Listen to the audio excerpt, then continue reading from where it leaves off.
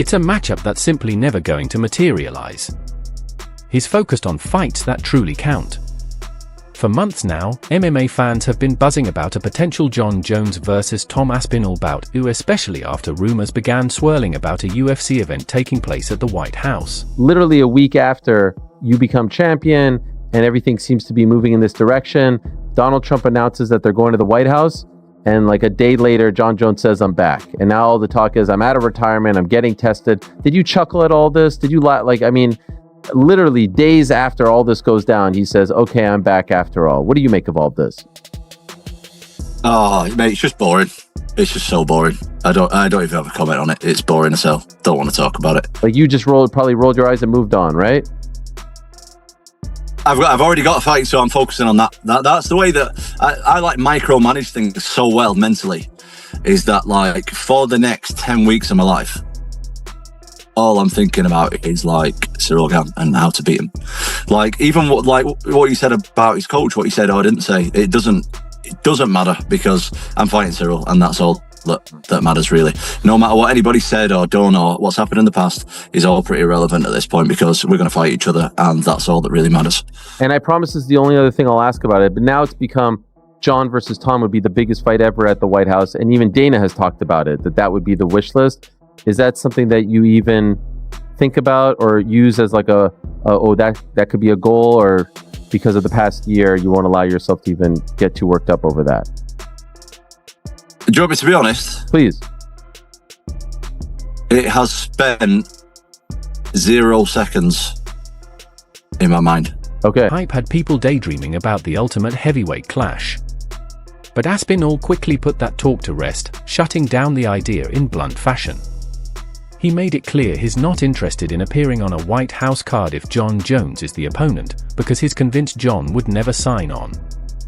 As Aspinall put it, why waste time pursuing a fight that's never going to happen? I was retired. I felt like I was at a place where I've done it all in the MMA space, and felt like there wasn't too many more challenges for me, and I just wanted to do something more than championships and money. And Donald Trump mentioned that he wanted to have a fight at the White House Garden, and that just seems like such a huge opportunity. I'm a very proud American. I have a lot of close friends that are in the military, and this is my act of I can't call it service, but just to be able to entertain the country and the world at this level at the White House, it just means the world to me. So I'm back.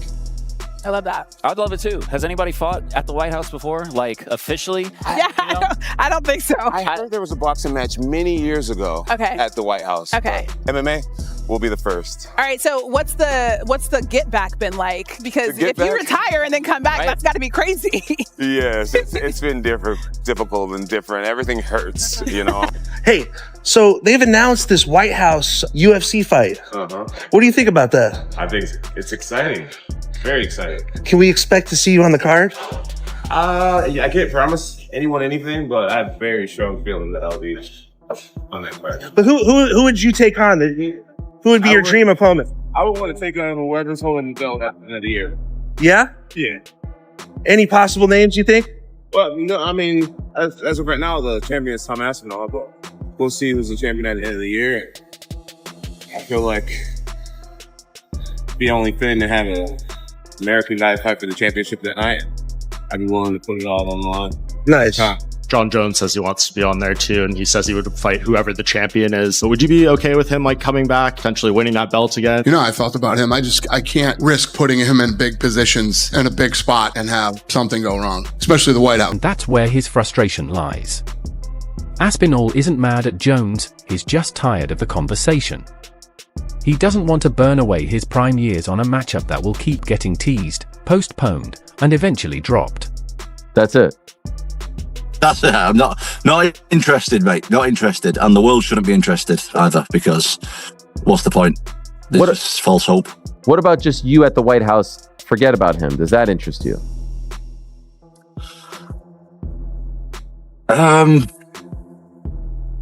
Not particularly. It doesn't not interest me, but it doesn't really interest me, to be honest. I'm not really fussed. Where I fight, I'll fight anyway. It doesn't really bother me. It'd be a cool experience, but I'm not like. I feel like the Americans should get the shot at the White House. Sure. I'm not American. Trump and the political stance in America doesn't really bother me at all, to be honest. So, yeah, I'm not really like a big Trump supporter, or I'm not against Trump. Like, I don't know anything about American politics. I'm not American. I don't live there. I don't reside there. I don't do anything there apart from pay taxes and fight there. So, really, all of that stuff just is irrelevant to me, to be honest with you. In other words, you'd prefer Wembley, Tottenham Hotspur, Old Trafford. Mate, if we could take Old Trafford. You're talking to a bloody City fan. Oh, sorry. So I mean, you're kind of just sort of like a casual fan, if we're being honest. No, in the Etihad Stadium. No. Okay, come on, bro. I'm going to a game next week. Actually. Oh wow, a game next week. Your son got you into it, right? Yeah, and I follow, big fan. I'm following. Jon Jones, you don't know where you stand. Dana said it's the biggest fight in UFC history now, so... Yeah, I've had enough talking about it, mate. I'm honestly bored of it. We'll see what happens. Yeah, we'll just see. I'm ready to fight whenever they tell me, so just let me know. I'll be there. Everyone thinks you're a bit of like a quintessential good guy. Could we see a heel turn at some point in the MMA world? We might do. Who knows? Who knows? Jones is no longer part of his career blueprint. What is on the roadmap is Cyril Gane in October, in Abu Dhabi, with the interim heavyweight championship on the line. And the tension is already building. Recently, Gane's coach threw the first verbal jab, claiming Aspinall had fabricated past claims that Gane avoided him. Aspinall has previously said that when the UFC offered the fight, Gane turned it down. Now Gane's camp says that never happened. Aspinall's response? He's unbothered. To him, it's a non-issue. All that matters is fight night. One good thing to come out of this for Tom Aspinall, other than the heavyweight title, is kind of his aura now. When the greatest of all time won't even step in a cage with you, it builds up who you are, right? You have that fear factor. The guy who everyone was scared of is scared of him. How fucking good is Tom Aspinall? Very good is the answer. And it's funny because in all of the posturing that Jon did, in the tweeting and the interviews, and I don't care, I don't want to fight him, he doesn't do anything for all of that coping that we witnessed, where he was trying to say everything he could to make himself feel better about not wanting to fight this guy, and telling us all how unbothered he was in fighting Tom Aspinall, showed exactly how bothered he was. Because Jon Jones, like, you know, even though he thinks he's smart, he's a child, right? And he doesn't realize in all of that coping, we can read him like a fucking book. And all he's done is kind of promoted Tom Aspinall for an entire year. The silent assassin of the heavyweight division. Okay, well then why didn't he fight him? If Jon's not scared, and we believe that, and it wasn't about money, then how do we interpret the refusal of doing? Still, those accusations have only added more fuel to the fire, making this already high-stakes heavyweight showdown even hotter. And I had his head coach Fernand Lopez on the program, and you know, it was all going kind of well, and then it started to get a little spicy on his part, where he said that your talk has been annoying, that you've been whining, that it's not true, that you guys weren't in talks to fight, you know, 3-4 times in the past. Did you see any of these comments, and did you have any sort of response to them? Well, somebody told me about them. I didn't see them. I'm trying to. I try and stay off social media when I've got a fight coming up. So yeah. I'm not like reading through all the time.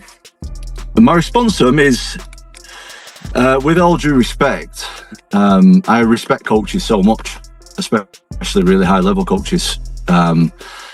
But with all due respect, like, his opinion is quite irrelevant to the situation. Like, I'm just telling the facts from what I know and my point of view. I'm not, you know, trying to get under anyone's skin or anything like that. Like, that's the reality that I lived. But irrelevant to what happened or didn't happen, like, that's in the past, and we're fighting each other now. We're fighting each other in October, so irrelevant to what anybody says, who's annoyed and who isn't annoyed, and whose feelings are hurt and whose feelings aren't hurt. We're going to fight each other and settle it regardless, so it's pretty irrelevant, with all due respect. One thing that I thought was really interesting, and I don't know if he was trying to play mind games, but he said there's never been more pressure on anyone than the pressure that will be on you come October 25th, because of all the talk over the past year of you being the real champ and Jon Jones ducking and all that. You have to sort of validate all of this with a dominant win. What do you make of that statement? That's great, because I fight really, really, really well under pressure. You know, there's a couple of types of guys. I've been around martial arts for my whole life, near enough at this point. And, you know, there's the guys who I've trained with, from my experience, who in the gym are absolute killers, absolute world beaters. and they'll get in a fight and they'll just freeze up, and it doesn't work like it does in the gym. They fight way worse. And there's other guys like myself who are not that good in the gym, but get under the lights, get under the pressure with all the chips on the table, and they get in there and do things that they would never be able to do in the gym. And that is exactly what I do, and I feel like that's one of my biggest strengths. So anytime there's pressure on me, that's when I've done my most devastating performances. And if he believes that, that's a fantastic thing for me. So in other words, if he's trying to put that pressure, it's not going to work on you. These mind games aren't going to work. Oh, talk's just talk to me, mate. It doesn't matter. Like, at the end of the day, we're both going to take our shirts off, get a pair of gloves on, and go in there and see who wins on October 25th. So their styles couldn't be more different. Cyril Gane is a master of movement, nimble, elusive, and deadly accurate with his striking. He's dismantled elite opponents with precision and keeps his composure under pressure.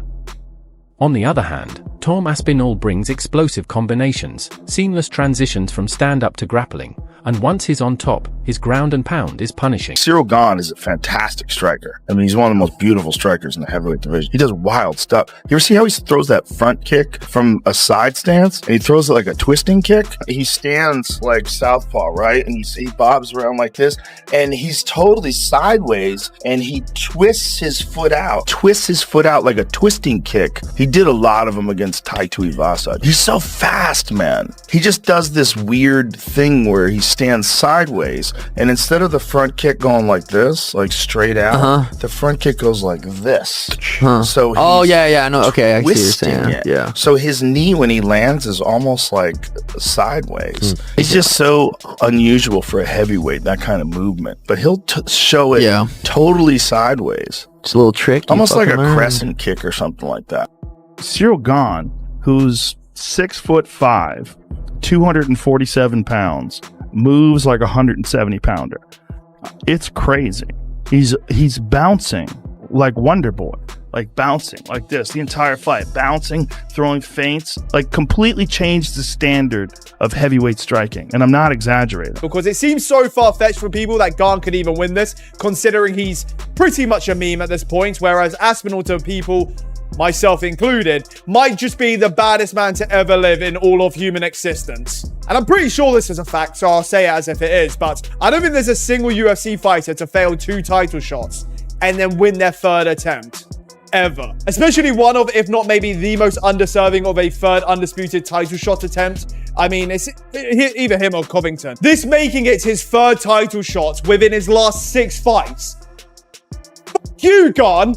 And you, Saint Denis. Not just that, but also ducked Aspinall multiple times for years prior. Oh, it doesn't make sense to fight Aspinall, but now it does when there's a title and I'm like, fuck you. I mean, maybe I've been judging him a bit too harshly. No wonder Justin Gaethje thinks he's entitled to a 3rd title shot when he's watching this fraud get given to him like the UFC are offering him Tic Tacs or snails. And even since his last title attempt where he was the reason Jon Jones became heavyweight champion in the first place. He had beaten Sergey Spivak, robbed Volkov, where Dana White even said he robbed Volkov and said he'd do Volkov good, whilst making Volkov have a title elimination bout on the same card where they've gifted Gane another title shot. I'm starting to think the only merit I can find in this run for him to earn a title shot isn't even any fights, but maybe the random movie he filmed that scored a 5.8 on IMDb and actually scored lower than Roadhouse. He posted a video on his YouTube channel featuring Pimlet, and he had his own theory as to why Chandler's struggling. It's a bad fight IQ. It's weird because he's obviously a really fit guy, but if you do a sprint for 5 minutes, no one's going to be fit, are they? He just goes out there, he throws from here, swinging, everything he does is picking up full blast. It's mad for someone who has that many fights. I'm just surprised. There you go. I was watching him thinking there's no way Paddy loses to this guy. I know a lot of people were saying online he's a tough fight for Paddy. I thought easy fight for Paddy. And it was pretty easy. So what did Chandler say? Didn't that big goober say this like 3 years ago? And then waited as long for Jon as I did for Conor? No, nowhere near. It was about a year. You waited for 3 years. Your bloodline ends with you, dude. No one gives a fuck about you. you'll be forgotten to the annals of history, thousands of years down the drain. Aspinall is the undisputed heavyweight champion of the world. What's the first step for him? You give him the number one contender, Ciryl Gane. Ciryl Gane is somebody that's a big heavyweight, that's very agile. I don't think Tom Aspinall gets rid of him right away like he has with other people. And I think that'll be a big indication if Jon Jones wants to come back and reclaim that bout once again. I think you're absolutely right. Fight that makes sense. Tom Aspinall, Ciryl Gane. Let's make that happen. Ciryl Gane is, people forget how fantastic he is. A guy that can kind of float around the octagon, touch you, kick you, hit you with elbow. He's just a complete game. But man, Tom's movement, his boxing, speed, and his power, it's very, very difficult to doubt this man anymore. It is the undisputed heavyweight champion of the world, the pride of Wigan, the one and only Tommy Aspinall. Tommy Aspinall. Na. Tommy Aspinall, Tommy, defending his undisputed gold, technically for the very first time against the pride of France, the French prince himself, Bon Gamin himself, the one and only Ciryl Gane. These two have been going back and forth for the better part of 2, maybe 3 years. Well, this was the fight that we all thought was going to happen in Tom's official first title defense, and so it is in fact going to happen. Tom wanted to fight in Abu Dhabi. That was the sense that we got when he became undisputed champion. He didn't want to wait for New York. Let's be honest, the tax is a little better over there in Abu Dhabi compared to New York for an Englishman, for anyone, if we're being 100% honest. And so he wanted to be active. He wanted to fight in October. He wanted to fight in Abu Dhabi. It's closer to home, and so they oblige. And you'll recall a few weeks ago I said, it's looking like Magomed and Alex, October 4th. It's looking like Tom versus Ciryl, October 25th. And it's looking like JDM versus Islam in New York. That would be the next pay-per-view. Now, that hasn't been officially announced. That hasn't been signed, sealed, and delivered. But at this point, I would be surprised, considering how the chips just fell earlier today. I would be surprised if it doesn't play out that way. Aspinall will face Ciryl Gane. Aspinall has 15 wins, and all of them are by finish. Gane is the number 1 ranked heavyweight. Now, when you look at the UFC heavyweight rankings, as I say, Tom has beat most of them, and he's beat them in style, and he's knocked them all out. Curtis Blade, Sergey Pavlovich, Alexander Volkov, whoever they are, he's beaten them all up. But Ciryl Gane is a little bit different. Now, of course, Jon Jones beat Ciryl Gane in quick fashion, took him down in the first round, submitted him with a front choke. But Ciryl Gane is the same as Tom Aspinall in terms of athletic ability. When I say that Tom Aspinall is a heavyweight George St. Pierre, that kind of goes to Ciryl Gane as well. The man's gigantic. He's very quick. He's agile. He's light on his feet. He could run any sport on the planet. And he's almost like George St. Pierre and Tom Aspinall in the fact that he's got all those athletic attributes and qualities, but he doesn't have the grappling. That's what cost him against Jon Jones. And that's probably what's going to cost him against Tom Aspinall. You never know. He could clip him. This is a dangerous fight. This is heavyweight MMA. But Tom Aspinall can grapple. We've seen him take people down. He's done jiu-jitsu since he was about 15 years old. His dad is going to be on his case, and that's an absolute fact, saying, hey, you're not messing with this guy. Take him down, show him what you can do, show the world your grappling capability. Remember, Ciryl Gane turned Francis Ngannou into a wrestler, okay? So he's a very, very credible threat on the feet. But of course, I do fancy Tom Aspinall to get the job done. The fact that he isn't fighting Jon Jones is insane, but we've talked about that till the cows come home, so I'm not going to bore you on that subject anymore. But just you wait. Jon Jones is probably going to pop up on Twitter. What are your thoughts on Ciryl Gane being potentially the toughest opponent yet for you? A lot of people say somebody you've not really sort of faced that type of fighter in the heavyweight division. I think both me and Ciryl we both have niche style for heavyweights. We don't fight like heavyweights, both of us. So this could be the fastest, the best moving heavyweight fight that anybody's ever seen. We're both great movers. We're both light on our feet. We're both elusive. So this is going to be great. And by the way, all this stuff that I've just said previously, we actually made a video this time last year, a little bit longer, when we found out that Manchester was going to come and there was going to be an event in Manchester.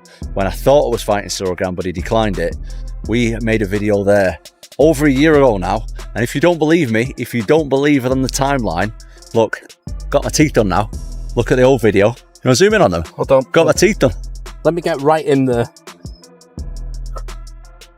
I got the teeth done now. When I did this video, this was over a year ago. Didn't have my teeth done then, so Get over there. Gane manages to keep the fight upright and use his footwork to frustrate Aspinall. This could turn into a long, technical battle. But if Aspinall closes the distance early and takes it to the canvas, the fight could be finished before Gane ever settles in.